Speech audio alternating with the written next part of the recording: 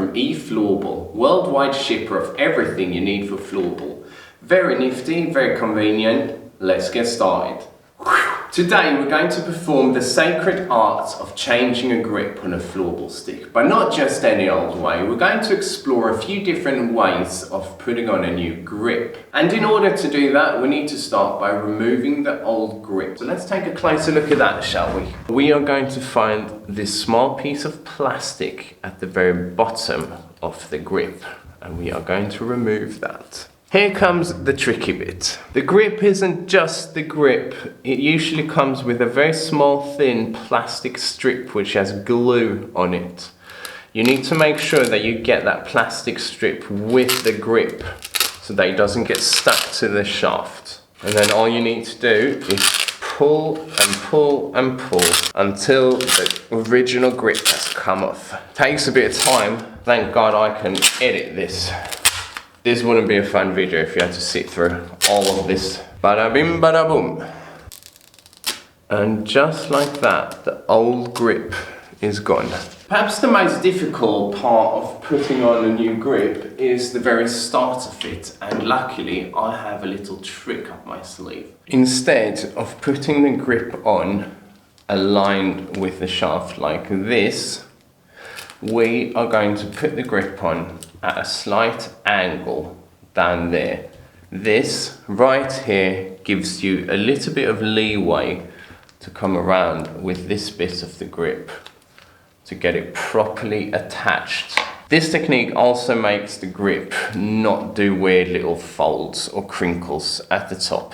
Very nifty. Once you've properly attached the grip to the top of the stick, there are essentially 4 different ways of putting on a new grip using a combination of 2 different techniques. To start, you can either attach the grip by pulling very tightly and stretching the grip out as much as you can, which will give a tighter and slightly harder feel to the texture of the grip.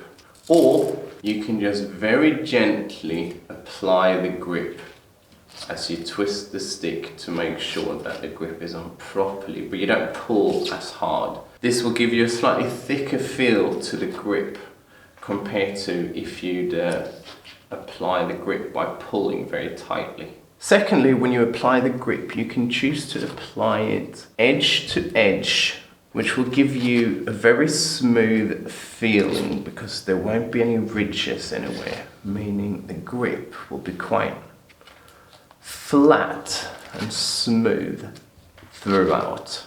Or instead of applying the grip edge to edge, you leave a small gap at the very bottom of where you apply the grip, which function as little valleys for your fingers to rest on, a sort of holding place for your hand. This might be a little bit confusing, but bear with me and I'll try to explain it properly. 4 different ways of putting on a new grip by using a combination of 2 techniques. You can apply the grip very tightly by pulling a lot, or you can apply it gently, which will give a softer feel to it.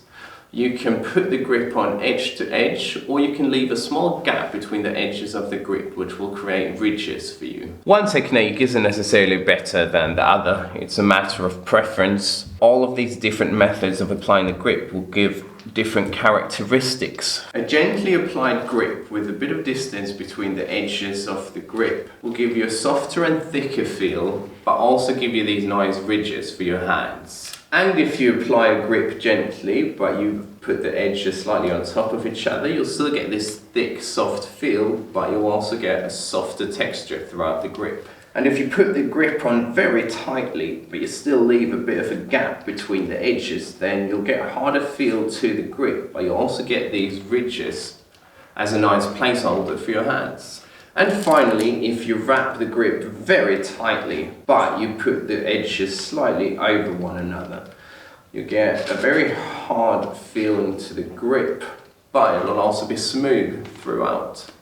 So those are 4 different characteristics that you can achieve by different ways of putting on a grip. Good to know, isn't it? It's very good to know. And once you've decided which feel is suitable for you, you just follow that pattern. Once you get down to this line here where the grip is supposed to end, you can cut the grip to make it fit properly. Or you can cut it way earlier like Jan Zaug. He might as well use a tennis grip. I'm not sure what's going on here. Anyway, in order to make the grip wrap up in a straight line at the bottom, you can make a small reference cut here, and then a second cut here, which is where the grip will end.